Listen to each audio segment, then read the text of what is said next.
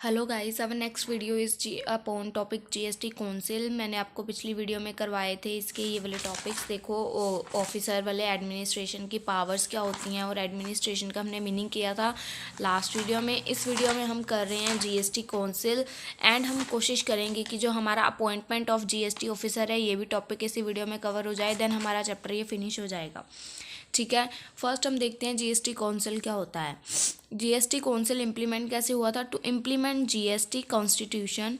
GST constitution को implement करते हुए अमेंडमेंट बिल वाज इंट्रोड्यूस। जो इसका अमेंडमेंट बिल था वो इंट्रोड्यूस हुआ था पार्लियामेंट में। इंट्रोड्यूस किसने किया था? पार्लियामेंट ने। और पास बाय राज्यसभा, उसको फिर सबमिट किया गया राज्यसभा में, मतलब अप्लाई किया गया उसको। 3 अगस्त में राज्यसभा से वो पास हो गया, passed by Rajya Sabha on 3 August 2016 and Lok Sabha, उसके बाद उसको लोकसभा में भेजा गया। देन वहाँ पे वो 8 अगस्त को पास हो गया। 3 अगस्त को राज्यसभा से पास हुआ और देन 8 अगस्त को लोकसभा से पास हो गया। ठीक है, constitution amendment bill was pass by more than 15 states. 15 से ज़्यादा स्टेट्स ने इस बिल को पास कर दिया था। मतलब जैसे जैसे हम बताते गए अपने कॉन्स्टिट्यूशन बिल के बारे में तो लोग स्टेट्स उसको पास कर देंगे। ठीक है, GST council has been constitution under article 279A of constitution. GST council जो है हमारी कौन से एक्ट के अंदर आती है? आर्टिकल नंबर 279A के अंदर आती है। इसके लिए हमें to make some recommendations to union and state दे रखी हैं। यहाँ पे नीचे हमें कुछ रिकमेंडेशंस दे रखी हैं। और अगर बाय चांस एग्जाम्स में हमें पूछते हैं कि role of GST council, then तब भी हम यही पॉइंट्स को हेडिंग्स बना के कवर अप करेंगे, पॉइंट्स बना देंगे हेडिंग्स वाले। रोल भी यही है, रिकमेंडेशंस भी यही है।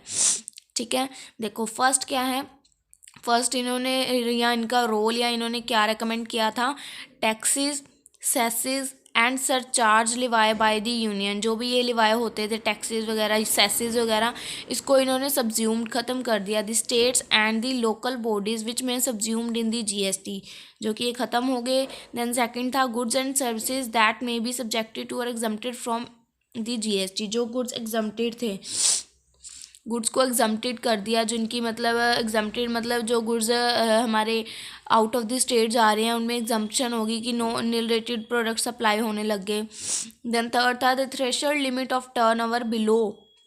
Threshold limit of turnover below which goods and services में बी एग्जम्प्टेड फ्रॉम जीएसटी। जिनकी थ्रेशोल्ड लिमिट कम है वो भी एग्जम्प्टेड गुड्स में कंसिडर किए जा सकते हैं। देन नेक्स्ट था special provisions with respect to the state. Special provisions है with respect to the states, state से रिलेटेड स्पेशल प्रोविजंस है। जैसे अरुणाचल प्रदेश, असम, जम्मू एंड कश्मीर, मणिपुर, इनके लिए जैसे एक अलग होता है ना, जैसे बाकियों के लिए टर्नओवर होती है 20 लाख, इनके लिए 10 लाख है। तो बाकी की कंसेप्ट कंपोजिशन में 1.5 करोड़ होती है, इनके लिए 75 लाख होती है। तो वही है, उन्होंने रिकमेंडेशंस की थी। दैन नेक्स्ट है rate including floor rates and with bands of GST. इसमें फ्लोर रेट्स वगैरह भी बताते हैं। एनी स्पेशल रेट, कोई भी स्पेशल रेट है या रेट फॉर स्पेशल पीरियड है, ताकि हमारे जो एडिशनल रिसोर्सेज है वो बढ़ सकें ड्यूरिंग एनी नेचुरल क्लैमिटी या डिसास्टर। किसी भी मतलब कह सकते हैं हमारी लॉस वाली सिचुएशन में हमारे फंड्स डिक्रीज़ ना हो बल्कि रेज़ हो, ऐसी सिचुएशंस के लिए भी इन्होंने काफ़ी सारे प्लान्स बना रखे हैं। या any other matters relating to the GST as GST council में डिसाइड। और भी काफ़ी सारे मैटर्स होते हैं जिनको जीएसटी काउंसिल डिसाइड करती है। ठीक है, नेक्स्ट है नेचर क्या है जीएसटी काउंसिल का। The GST council will be quasi legislative cum administrative body. जो जीएसटी काउंसिल है वो एक क्वासी लेजिस्लेटिव है, बॉडी है हमारी, because it function both legislative as well as administrative. ये दोनों फंक्शंस को परफॉर्म करती है, लेजिस्लेटिव और एडमिनिस्ट्रेटिव ड्यूटीज को as assign by parliament to it. जो इसको कौन असाइन करता है? Parliament. Decisions of GST Council. The Constitution Act 2016 provide that every decision of GST Council shall be taken at a meeting. कोई भी decision होता है जीएसटी काउंसिल का वो एक मीटिंग में लिया जाता है बाय अ मेजोरिटी, एक मेजोरिटी जो कि not less than 3/4 of the weightage votes.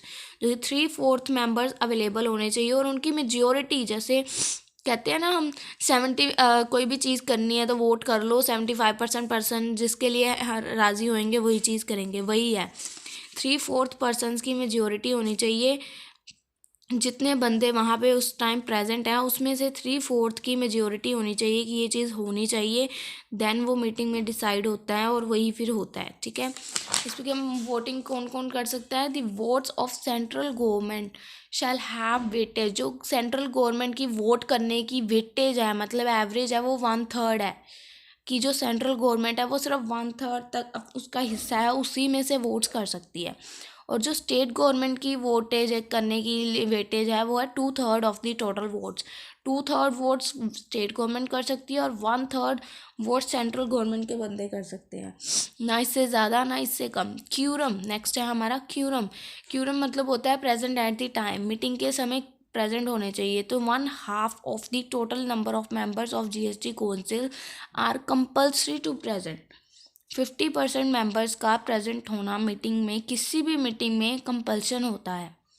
ठीक है, देन नेक्स्ट पॉइंट है हमारा, टॉपिक आता है हमारा अपॉइंटमेंट ऑफ जीएसटी ऑफिसर। ये थोड़ा गलत लिखा हुआ था, ये रोल ही लिख रखा है मैंने। थ्रेशोल्ड लिमिट मैंने सोचा था करवाऊंगी, बट ये सारे पॉइंट्स यही वाले बन रहे थे, सो हम यही को हेडिंग्स बना के कर लेंगे। ठीक है, देन हमारा आता है appointment of GST officer in term of section 4 of CGST act 2017। First appointment क्या है? देखो, appointment of CGST officer will be made by CBIC. Appointment की है सीजीएसटी ऑफिसर की, किसने? सीबीआईसी ने, मतलब central board of indirect taxes and customs ने। ठीक है, इसमें क्या आएगा? देखो, बोर्ड में appoint such persons as it may think fit to be officer under the CGST act. Board उसको अपॉइंट करेगा, बोर्ड में अपॉइंट सच पर्सन अगर उसको लगेगा कि ये पर्सन इसके लिए फिट है। बोर्ड में ऑथराइज्ड, बोर्ड ने अपनी जगह एक बंदे को ऑथराइज किया। Any officer, authorise any officer refer to in clause section 3। जो सेक्शन 3 के मेंबर्स होते हैं उसमें से किसी भी एक बंदे को ना उसने अपने बिहाफ पे वो काम पे लगाया कि आप मेरी जगह पे ये काम करो। सेक्शन 3 में जो ऑफिसर्स होते हैं, ठीक है, और उसको बोला कि वो एक ऑफिसर को अपॉइंट करे जो कि below the rank of assistant commissioner हो, जो कि असिस्टेंट कमिश्नर की रैंक से बिलो का बंदा हो, उसको कोई अपॉइंट करे। उसने सेक्शन 3 में जो बंदे आते हैं ना, उन सब में से किसी को भी वो ये काम करने की ड्यूटी दे सकता है। देखो, इन अदर वर्ड्स, बोर्ड में ऑथराइज्ड अ प्रिंसिपल, ये जो सेक्शन 3 में बंदे हैं ना उनके नाम आ गए हैं। अब बोर्ड इनमें से किसी को भी ऑथराइज कर सकता है। Both may authorise a principal, chief commissioner of CGST, additional joint deputy, additional assistant commissioner of CGST, किसी को भी उनमें से सेक्शन, वो जो पीछे हमने नाम पढ़े सारे सेक्शन 3 के बंदे थे, उनमें से किसी को भी टू अपॉइंट मतलब ऑथराइज कर सकता है कि वो एक ऑफिसर को अपॉइंट करे सीजीएसटी के below the rank of assistant commissioner of CGST, जैसे कि सुपरिटेंडेंट को अपॉइंट करें या किसी इंस्पेक्टर को। ठीक है, ये था सीजीएसटी ऑफिसर को अपॉइंट करने के लिए। Then appointment of SGST officer, section 4 of Punjab goods and services act, government may in addition to officer, government may in addition to officer as may be notify under section 3। जो भी section 3 के officers हैं उनमें से किसी को भी बोल सकती है appoint such person as may think fit to be officer under this act, किसी को भी वो अपॉइंट करे अंडर दिस एक्ट। बट ये स्टेट, बस ये इसमें दोनों में डिफरेंस क्या है? ये स्टेट गवर्नमेंट में होता था, ये सेंट्रल गवर्नमेंट में होता, ये सेंट्रल गवर्नमेंट में होता था, ये स्टेट में होता है। देखो, एसजीएसटी और ये सीजीएसटी था। ठीक है, commissioner shall have jurisdiction over the whole of the state, जो कमिश्नर है उसकी ज्यूरिडिक्शन होती है होल ऑफ द स्टेट में। The special commissioner and an additional commissioner in respect of all any of the function assign to them, जो भी उन्हें काम असाइन किया जाएगा, ये सेक्शन 3 के अंदर आते हैं, कमिश्नर, एडिशनल कमिश्नर। ठीक है, shall have jurisdiction over the whole of the state और वेदर द स्टेट, और तो उनको जो भी काम असाइन किया जाएगा वो उसको कर सकते हैं होल ओवर द स्टेट में कहीं भी, और where the state so direct over any local areas thereof, and all other officers shall subject to condition as may be specify. ये और ऊपर वाला बिल्कुल सेम लिख सकते हैं अगर हम लिखना चाहें, क्योंकि इसमें हमारा सीजीएसटी आ गया और इसमें हमारा एसजीएसटी, मतलब सेंट्रल और स्टेट गवर्नमेंट चेंज हो गई हमारी यहाँ पे। तो ये जो यहाँ पे कमिश्नर होएगा वो सेंट्रल लेवल का होएगा, और जो यहाँ पे कमिश्नर है वो हमारा स्टेट लेवल का कमिश्नर होएगा। ठीक है, हमारा प्रोसीजर वही है इसमें भी। इसमें आगे देखो, in terms of section 4 Punjab goods and the various classes of officers will be appointed by the state government. State government various classes officers को अपॉइंट कर सकती है, ज्यूरिडिक्शन कर सकती है। देखो कैसे ज्यूरिडिक्शन कर सकती है, commissioner over whole of the state, commissioner whole of the state में होता है special commissioner and additional commissioner.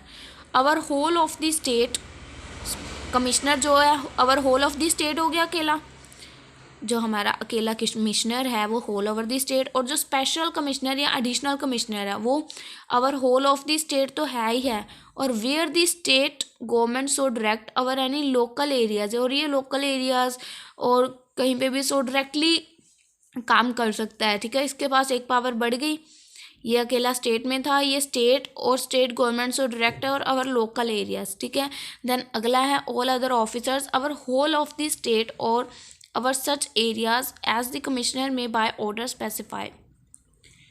Appointment of IGST officers. अब IGST आ गया, section 3 of IGST act 2017 read board में appoint such central tax officers as it think it fit for. इसमें भी IGST अगर बोर्ड को लगेगा कि थिंक करेगा कि वो ऑफिसर सुटेबल है देन उसको अपॉइंट कर सकते हैं।